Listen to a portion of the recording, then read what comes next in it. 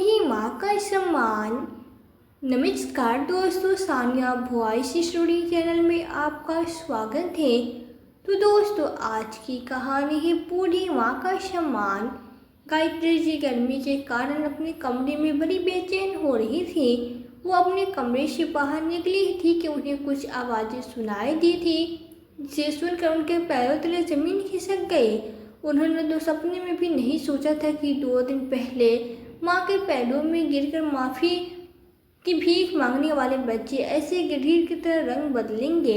लेकिन आज उनके धोखे से गायत्री जी टूट नहीं बल्कि और मजबूत हो गई थी। वहीं अंदर अचानक से न जाने इतना साहस कहाँ से आ गया था कि गायत्री जी ने एक जोरदार से धक्का मारकर बहू के कमरे का दरवाज़ा खोला तो सामने माँ को देख चारों बेटे बहुओं की आंखें फटी की फटी रह गई। ऐसा लग रहा था जैसे चारों की सांसें गले में ही अटक गई हो। गायत्री जी ने दोनों बहुओं के पीछे से चोटी पकड़ी और उन्हें खींचते हुए वहाँ से ले जाने लगी। किसी को भी कुछ समझ नहीं आ रहा था कि माँ में अचानक से इतनी शक्ति कहाँ से आ गई। दोनों बेटे पीछे आते हुए बोले, माँ क्या कर रही हो, या कुछ तो बोलो। लेकिन गायत्री जी ने कोई जवाब नहीं दिया। वो बस आज एक शेरनी की तरह चलती ही जा रही थी। उनकी आंखों से गुस्सा ज्वालामुखी बनकर दहक रहा था। उसका ऐसा रूप देखकर आसपास के लोग भी हैरान थे, उन्हें देख रहे थे। अपने बेटों पर जान छिड़कने वाली गायत्री जी ऐसा भी कुछ कर सकती है, या तो उनके बेटे बहुओं को जरा भी अंदाजा नहीं था। गायत्री जी की आंखों के सामने अभी कुछ दिन पहले का ही चलचित्र घूमने लगा। अपने कमरे में पलंग पे लेटे गायत्री जी अपने दोनों बेटों के बारे में सोच रहे थे कि आखिर हुआ क्या जो बेटे नहीं आए, यहाँ तक कि फ़ोन भी नहीं उठाया। क्या हुआ, कहीं कोई समस्या तो नहीं पड़ गए। यह सोचते हुए मन बेचैन हो गया और तुरंत भगवान के आगे हाथ जोड़ कर लिए, हे प्रभु रक्षा करना मेरे दोनों बेटों की। एक बार फिर फ़ोन लगाकर देखती हूँ, हो सकता है इस बार फ़ोन उठा ले। मन ही मन बोलते हुए फ़ोन निकाला और लगाने लगी, पर अगले ही पल वापस फ़ोन रख दिया। नहीं, अभी नहीं करूँगी, हो सकता है कहीं वो व्यस्त हो। बेटों ने कहा है तो वो ज़रूर आएंगे, धीरे से बोलकर फिर से बिस्तर पर लेट गई। बेटी सुरभि बाहर दरवाजे से यह सब देख रही थी और महसूस कर रही थी कि माँ अपने बेटों के लिए कितना इंतज़ार कर रही है, व्याकुल हो रही है। पर उन्हें कैसे कहूँ कि भैया नहीं आएंगे, सोचकर वो थोड़ा भावुक हो गई। पर अपने आप को कंट्रोल कर वो कमरे में आई और माँ को उठाकर दवाई दी। माँ लो, उठो, दवा खा लो। सुरभि बेटा, तू भी मेरी सेवा कर कर के परेशान हो गई है ना, पर अब ज़्यादा दिन नहीं, बहुत जल्दी तुम्हारे दोनों भाई में से कोई एक भी आ जाए और मुझे अपने साथ शहर ले जाएगा, फिर तुम भी अपने घर चले जाना। बहुत सेवा की तुमने मेरी, भगवान सुखी रखे तुम्हें। दवाई खाते हुए गायत्री जी ने कहा तो सुरभि का मन तृप्ति हो गया, उसकी आंखों से आंसू आने लगे। वह तुरंत कमरे से बाहर निकल गई, फिर अपना चेहरा साफ कर वापस कमरे में आई। क्या हुआ बेटा, तुम कहाँ चली गई थी? अचानक सुरभि ने जानबूझकर आंख मलते हुए कहा। माँ, आंख में कतरा चला गया था, कुछ दिखाई नहीं दे रहा था। माँ, एक बात कहूँ आपसे? हाँ बोलो ना बेटा, गायत्री जी ने कहा। सुरभि माँ के पास बैठ गई। माँ, मैंने जो कहा था उसके बारे में तुमने क्या सोचा, चलोगी ना मेरे साथ? देखो माँ, तुम मना मत करना बेटा, तुम्हारे साथ चलने में कोई बुराई नहीं है, लेकिन लोग क्या कहेंगे कि दोनों बेटों की होते हुए बूढ़ी माँ बेटी के पास चली गई। फिर तुम्हारा भाई भी तो आ रहा है ना। हाँ, थोड़ा समय लग गया, पर मुझे यकीन है वो ज़रूर आएगा, गायत्री जी ने फिर से कहा। जाने दो ना माँ, लोगों का क्या है, उनका तो काम ही है कहना। तो उनके बारे में सोचना छोड़ो और चलो मेरे साथ। माँ, अगर तुम मेरे साथ चलोगी ना तो तुम्हारे साथ मैं अपने परिवार की भी देखभाल कर पाऊँगी। आजकल सास भी बीमार रहती है तो उनके एक ही काम नहीं होता, तुम्हारे दामाद को भी शुगर है तो खान पान का विशेष ध्यान रखना पड़ता है, दोनों बच्चों का भी स्कूल है।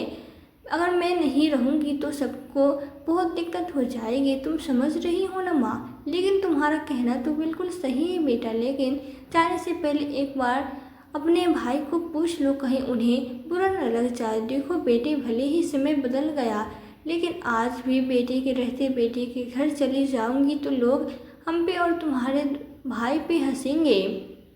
और मैं यह नहीं चाहती जब पूरा जीवन अपनी चौखट में बीत गया तो उम्र के अंतिम की बेला में तुम्हारे ससुराल जाओ। ओ माँ, तुम भी न बहुत ज़्यादा सोचते हो। और तुम चिंता मत करो, मैंने दोनों भाइयों से पूछ लिया है, वो दोनों अपने काम में बहुत व्यस्त है, तो थोड़ा समय लगेगा। उन्होंने कहा है कि तब तक मैं माँ को अपने साथ ले जाऊँ। देखो माँ, भैया के आने तक चलो, मेरे साथ ही रहना, जब आ जाएंगे तो फिर तुम चले आना। बेटी के बार बार कहने पे गायत्री जी का मन नहीं होने के बावजूद भी जो जाने के लिए तैयार हो गई। इस शर्त पे कि बेटे के आते ही वो वापस आ जाएगी। माँ की बात सुनकर सुरभि को बहुत खुशी हुई। उसने झटपट अपना बैग पैक किया, फिर गाड़ी बुलाई और माँ को जरूरी सामान, दवाई, कपड़े रख अपने ससुराल को विदा हो गई। गाड़ी में बैठते ही गायत्री जी के माथे पर चिंता की लकीरें साफ दिखाई देने लगे। बेटी सुरभि ने जब यह देखा तो माँ के सर पे हाथ फेरते हुए कहा, माँ चिंता मत करो, ज़्यादा मत सोचो, बस कुछ दिनों की बात है, फिर तो भैया आ जाएंगे और फिर तुम अपने घर आ जाओगी। माँ ने कुछ कहा नहीं, बस हाँ में सिर हिला दिया और आंखें बंद कर ली। माँ को इस तरह देख सुरभि की आंखें भर आई। उसके मन ही मन कहा, इस झूठ के लिए मुझे माफ़ कर देना माँ। करीब 15 दिन पहले गायत्री जी का एक पैर बाथरूम में गिरने की वजह से फ्रैक्चर हो गया। डॉक्टर ने ऑपरेशन की बात करने कही। तब उनके दोनों बेटे ने पैसे भेज दिए और बहन बहनोई को हॉस्पिटल में रुकने और कुछ दिन माँ की सेवा करने को कहा। यह कहकर ही अभी दोनों बहुत व्यस्त थे। जैसे काम से फुर्सत मिलेगा वो जल्दी आकर माँ को ले जाएंगे। सभी अपने पति के साथ तुरंत माँ के पास आ गई। माँ का इलाज करवाने ऑपरेशन हो गया। माँ हॉस्पिटल से घर भी आ गई, लेकिन 10 दिन बीत जाने के बाद भी दोनों भाइयों में से कोई नहीं आया। तब एक दिन सुरभि ने खुद फ़ोन किया, भैया मुझे भी अपने घर जाना है, आप माँ को लेने कब आ रहे हैं। भाई कुछ बोलता इससे पहले भाभी ने फ़ोन लेकर कहा, उसके पास एक और बेटा बहू है, तो आप उनसे कहिए ना, हमेशा बड़ा बेटा है क्यों। अभी ऑपरेशन के लिए पैसे दिए गए हैं तो देखभाल करना भी उनके बस का नहीं है। थोड़ी जिम्मेदारी तो छोटे बेटी बहू को भी बनती है, तो आप उन्हें क्यों नहीं कहते। जब देखो हर छोटी मोटी बात के लिए बड़े भाई को फ़ोन घुमा देती हैं। पत्नी की बात सुनकर भाई ने भी कहा, हाँ बहन, छोटे भाई को फ़ोन करो, बोलो आने के लिए। भाई भाभी की बात सुनकर सुरभि ने चुपचाप फ़ोन रख दिया और छोटे भाई भाभी को फ़ोन किया तो उसने बोला, बड़े भैया लेकर क्यों नहीं जाते, इस बीच में ऑफिस के काम को लेकर ज़्यादा व्यस्त हूँ।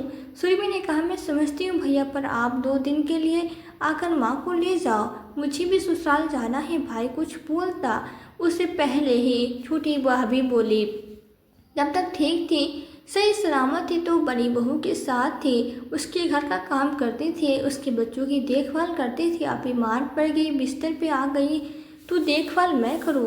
देखिए जी, अगर आप ला रहे हैं तो उनके खाने पीने से लेकर दवाई पानी सबका ख्याल देखभाल करने की जिम्मेदारी आप ही होगी, मुझसे नहीं होगा। उनकी तीमारदारी। पत्नी की बात सुनकर छोटे भाई की भी हिम्मत नहीं हुई कुछ बोलने की, बस इतना ही कहा, बहन और कुछ दिन तुम देखो, मैं जल्दी कोई छुट्टी लेकर आता हूँ लेने के लिए। और हाँ, माँ को नहीं बताना कि मैं नहीं आ रहा हूँ, नहीं तो उन्हें बहुत बुरा लगेगा। ठीक है भैया, कहकर सुरभि ने फ़ोन रख दिया।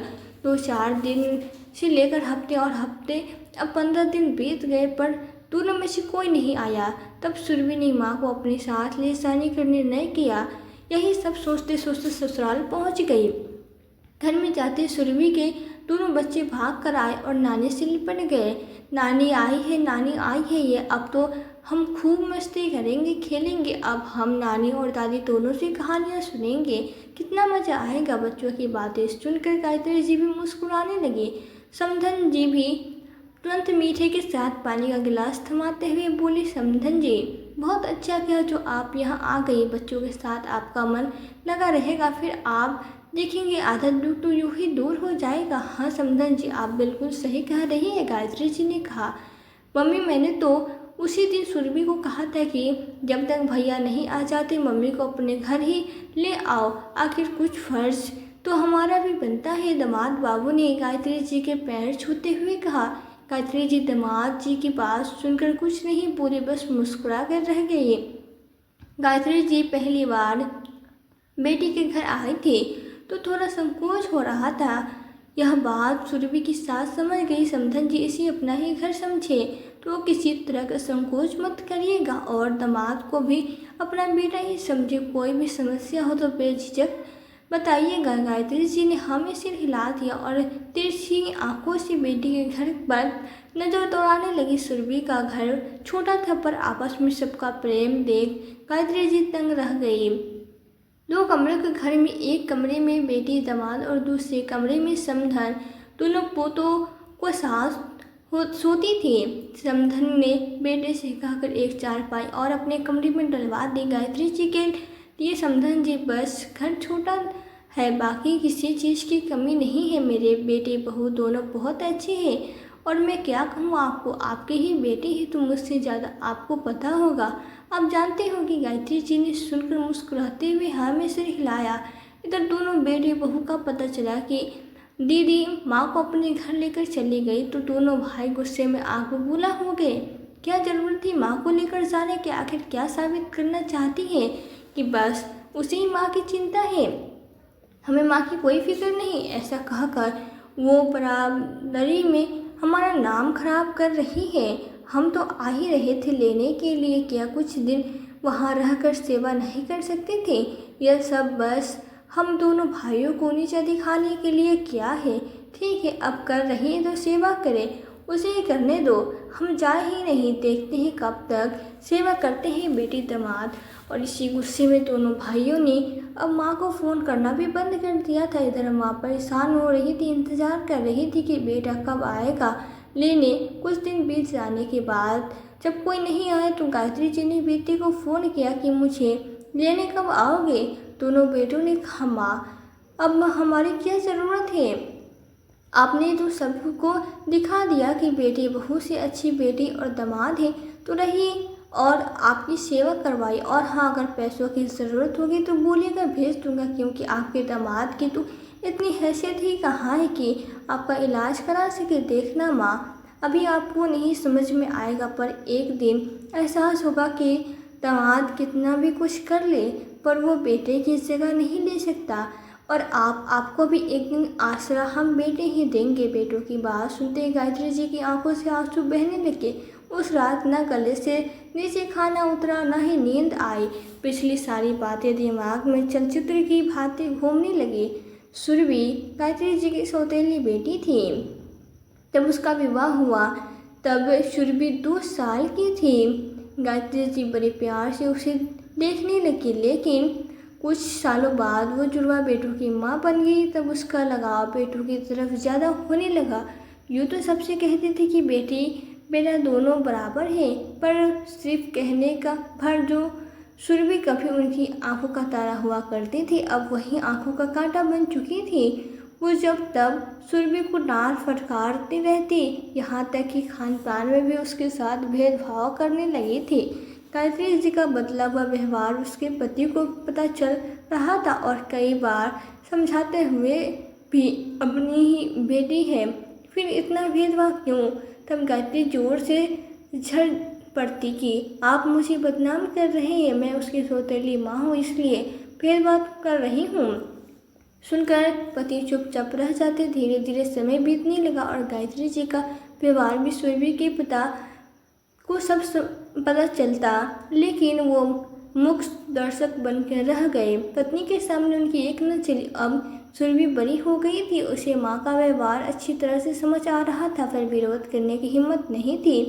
कभी बोलने की कोशिश की तो बदले में थप्पड़ ही मिलते। ईश्वर की दया हुई और गायत्री जी के रिश्तेदार की शादी में सुरभि को एक रिश्तेदार ने पसंद कर ली और बहुत कम खर्चों में शादी हो गई। परिवार थोड़ा कम पैसे वाला था, लेकिन सुरभि का व्यवहार देख उस ससुराल में सबने बहुत स्नेह दिया, मान सम्मान दिया। कुछ सालों बाद दोनों बेटों की भी शादी हो गई। गायत्री जी अपने दोनों बहू को खूब लाड़ लड़ाती और अपने पति की एक नहीं सुनती, जिस कारण एक दिन उसके पति भी अचानक से इस दुनिया से चले गए। लेकिन वो जाते जाते बोल गए, गायत्री एक दिन तुम्हें बहुत एहसास होगा कि तुमने गलत किया। सुरभि बेटी के साथ आज सारी बातें याद कर गायत्री जी रात भर आंखों में आंसू बहाती रही। कुछ दिन बाद जब वो पूरी तरह से ठीक होकर गायत्री जी अपने घर जाने लगी तो बेटी दामाद को पास बुलाकर एक चाबी सौंपी। यह कैसी चाबी है माँ? बेटा, यह तुम्हारे पिताजी का बनाया हुआ दूसरे घर की चाबी है। अब से तुम सभी वहीं रहोगे। नहीं माँ, हमें नहीं चाहिए, हम यहीं ठीक है। फिर भाई और लोग क्या सोचेंगे कि मैंने आपकी सेवा लालच में की है? बेटा, तुम ही तो कहती हो ना कि लोगों का काम ही है कहना, तो रहने दो। और यह तो तुम्हारा हक है जो तुम्हें बहुत पहले मिल जाना चाहिए था। देखो बेटा। नहीं माँ, नहीं, मैं चाबी नहीं लूँगी। अरे बेटा, मेरा आशीर्वाद समझ कर रख लो। माँ ने एक बार फिर कहा तो सुरभि दोनों पति पत्नी ने नहीं कह सके और चाबी ले ली। जब यह बात दोनों बेटों को बहू को पता चली तो एक बार फिर नाराज हो गए। अच्छा, अब समझ में आया क्यों इतनी सेवा सत्कार की जा रही थी। दोनों बेटे भागकर गांव आ पहुँचे और बहन बहनोई को बहुत बुरा भला कहने लगे। दोनों बेटों के साथ बहू ने भी सास से कहा, माँ, अब आप तो आपकी आंखों पर चढ़ी पड़ती बेटी की और दामाद के प्यार की उतर गई होगी ना। आखिर वो किस लिए आपकी सेवा कर रहे थे? गायत्री जी बोली, हाँ बेटा, सच में उतर गई। मुझे बहुत घमंड था कि मैं दो बेटों की माँ हूँ, बहुत भाग्यशाली हूँ। मैं जो चाहूँगी, जब चाहूँगी सब मिल जाएगा, बहुत सुख मिलेगा। पर आज समझ गई कि भाग्यशाली बेटे की माँ होने से नहीं, संतान को अच्छे संस्कार देने से होती है। अच्छा हुआ तुम दोनों मुझे नहीं लेने आए, नहीं तो यह पट्टी शायद कभी उतरती ही नहीं। और हाँ, अगर बेटी बहू ने सेवा की तो कर्तव्य, फर्ज और पुण्य हुआ, तो बेटी दामाद की सेवा लालच बस कैसे हो गई? देखो, तुम दोनों को जितना मिलना चाहिए था उससे बहुत ज़्यादा तुम दोनों को मिल चुका है। तो अब अपना मुंह बंद करो। अब जो कुछ भी बच्चा है वो मेरी बेटी का है, इसलिए तुम दोनों को बोलने का या उंगली उठाने का कोई हक नहीं है। और हाँ, तुम लोग यहाँ से जा सकती हो। अब मैं पूरी तरह से ठीक हूँ, अपना जीवन अकेले जी सकती हूँ। इतना बोल गायत्री जी ने उनसे मुंह फेर लिया। यह बात बोलते हुए आज उनके चेहरे पर संतुष्टि, शांति और सुकून साफ झलक रहा था। चारों बेटी बहुएं गायत्री जी के पैरों में गिर गए। माँ, हमें माफ़ कर दो, हमसे बहुत बड़ी गलती हो गई। पर हम सभी आपसे वादा करते हैं आज के बाद ऐसी गलती नहीं होगी। आप चलिए हमारे साथ, सब वहीं आराम से रहिएगा। बच्चों के साथ आपका भी मन लगा रहेगा। हमारे बच्चे भी तो दादी का प्यार मिलेगा। गायत्री जी ने बड़े आराम से कहा, बेटा, अब बहुत देर हो गई, अब मैं तुम लोगों के साथ कभी नहीं जाऊंगी। अगर तुम सबको सच में अपनी भूल का एहसास हो गया है तो एक काम करो, मैं यही अपने घर में हूँ। तुम दोनों भाई जब अब बारी बारी से आकर मेरी सेवा सत्कार करो। अगर मेरी बात तुम्हें मंजूर है तो ठीक है, वरना तुम लोग अपने घर जा सकती हो। गायत्री जी की बात सुनकर दोनों बहुएं आश्चर्य से एक दूसरे को देखने लगी। आखिर हम गांव में कैसे रहेंगे? वो कुछ बोलने को ही थे, लेकिन दोनों के पतियों ने कहा, तुम सब अपना मुंह बंद रखो। माँ ने जो कहा है उनकी बातों का पालन करो, यही हम दोनों भाइयों का निर्णय है। दोनों बहुएं अपने पतियों के इशारे को समझ गई और गायत्री जी के पैरों में गिड़गिड़ाते हुए बोली, हमें माफ़ कर दीजिए माँ जी, हमसे बहुत बड़ी गलती हो गई। छोटी बहू बोली, माँ जी, आप जानती हैं मुझे इस वक्त आपकी बहुत ज़रूरत है। आप दादी बनने वाली हैं और आपको तो पता है मुझे इस बारे में कोई जानकारी नहीं। अगर मेरे साथ कल को कुछ ऊंच नीच हो गई तो मैं खुद को कभी माफ़ नहीं कर पाऊँगी। आपने पोते या पोती आने की खबर की खुशी में गायत्री जी तो जैसे खुशी से पागल हो गई और दोनों बेटे बहू की आंखों में आंसू देखकर गायत्री जी का दिल एक बार फिर से पिघल गया। अरे, यह माँ की ममता होती है, ऐसी ही है कि अपने बच्चों को जरा भी तकलीफ में नहीं देख सकती, लेकिन वही बच्चे उसी माँ की ममता को खिलौना समझकर उसे खिलवाड़ कर जाते हैं। गायत्री जी ने अपने बेटे बहू के रहने की इजाज़त दे दी थी। अभी 2 दिन भी नहीं बीते थे कि गायत्री जी को गर्मी के कारण अपने कमरे में बड़ी घुटन महसूस हो रही थी, इसलिए वह थोड़ा कमरे से बाहर टहलने के लिए निकली तो उन्हें कुछ आवाज़ें सुनाई दी, जिसे सुनकर उसके पैरों तले ज़मीन खिसक गई। उन्होंने तो कभी सपने में भी नहीं सोचा था कि उसके बेटे बहू इनके साथ इतना बड़ा धोखा भी कर सकते हैं। गायत्री जी पुलिस स्टेशन पहुंचकर ख्यालों से बाहर आई। सारे पुलिस वाले भी उन्हें ऐसे रूप में देखकर अपनी अपनी कुर्सी से उठ खड़े हुए। गायत्री जी अपनी रोबदार आवाज़ में बोली, इंस्पेक्टर साहब, डाल दीजिए इन चारों को बेटे बहू का लॉकअप में। दोनों बेटे रोते हुए पीछे पीछे पहुंचे और बोले, पर क्या हुआ माँ? गायत्री जी ने खींचकर एक तमाचा बड़े बेटे के गाल पे जड़ दिया और गुस्सा कर बोले, खबरदार जो मुझे माँ कहो तो। गायत्री जी ने अपने फ़ोन की रिकॉर्डिंग चालू की तो चारों बेटे बहुओं के पैरों तले जमीन खिसक गए। उन्हें तो दिन में ही तारे दिखाई देने लगे थे। बड़ी बहू बोल रही थी, अच्छा हुआ ससुर जी को हमने उस रात इतना डराया धमकाया कि बजाय उसी रात दुनिया को छोड़कर चले गए।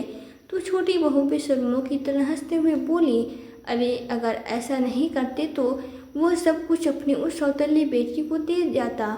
अब बस एक काम और बाकी है, इस बुढ़िया को और स्वर्ग पहुंचाना है उस बुढ़े के पास ही। इसके बाद तो हमारी चांदी ही चांदी है। इतना कहकर चारों बेटे बहू बेशर्मों की तरह हंस रहे थे। अरे यह बुढ़िया कहाँ मानने वाली थी? वो तो मैंने अपनी प्रेगनेंसी का नाटक किया तो यह अपने होने वाले पोता या पोती के लालच में हमें माफ़ कर गई, वरना यह तो नागिन की तरह सारी पौड़पट्टी पे कुंडली मार कर बैठी थी। जब यह सब बातें हो रही थी, गायत्री जी ने अपने फ़ोन में सब कुछ रिकॉर्ड कर लिया था। उन्हें तो जरा भी अंदाज़ा नहीं था कि उनके पति की मौत के पीछे उनके बेटे बहुओं का हाथ है। रिकॉर्डिंग सुनकर पूरा पुलिस स्टाफ भी सकते में आ गया और चारों को लॉकअप में अंदर डाल दिया। चारों बेटे बहुएं गिड़गिड़ाते हुए माँ को कदमों में गिर पड़े और माफ़ी की गुहार लगाने लगे, लेकिन गायत्री जी आज उनके आंसू देखकर पिघलने वाली नहीं थी। उन्होंने अपना सब कुछ अपनी बेटी के नाम कर दिया और पलटकर कभी बेटी बहू की तरफ नहीं देखा और खुशी खुशी अपनी बेटी और दामाद के साथ रहने लगी। गायत्री जी अपने निर्णय पे आज बहुत खुश थी। उनके चेहरे पर संतुष्टि के भाव थे। गायत्री जी के साहस और हिम्मत की लोगों ने बहुत प्रशंसा की, क्योंकि उन्होंने सभी माँओं के लिए एक मिसाल कायम की थी। तो दोस्तों, आप सबको क्या लगता है, गायत्री जी ने जो अपने बेटी बहू के साथ किया उसका फैसला सही था या गलत? कमेंट बॉक्स में अपने राय विचार लिखकर ज़रूर बताइएगा। तो दोस्तों, यदि वीडियो आपको अच्छी लगी हो तो वीडियो को लाइक और शेयर करके चैनल पे यदि नए हो तो चैनल को सब्सक्राइब जरूर कर दें। साथ ही बेल आइकन को प्रेस कर दें ताकि आने वाली वीडियोस की नोटिफिकेशन आपको मिलती रहे। तो आज के लिए बस इतना ही। मिलती हूँ आपसे एक नई वीडियो में एक नई कहानी के साथ। कहानी में अंत तक बने रहने के लिए आपका दिल से बहुत बहुत धन्यवाद।